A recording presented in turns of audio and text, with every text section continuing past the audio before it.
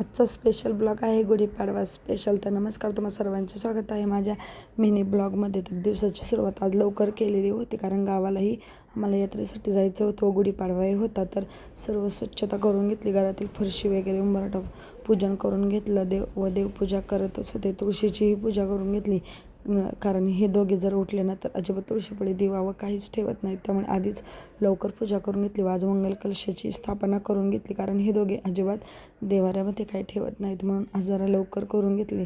त्यानंतर भीमसेनी कापूर व लवंगा सर्वीकडे फिरवून घेतले व मी ते पूजेची तयारी करतच होते. तर यांची मध्येच लुडबुड चालू होते. तर सर्व व्यवस्थित अशी पूजा करून घेतली व ओटी भरलेली जी होती तर ती 5 मिनिटामध्ये त्यांनी टाकून उधळून दिली. त्यानंतर यांचं फोटो सेशन चालू झालं. ते गुढी खात होते, आम्ही फोटो काढून घेतले. जेवणामध्ये छान असा साधा सिंपल मेनू केला होता. गुढीपाडव्याचा मोठा ब्लॉग खाली दिलेला आहे, पहा.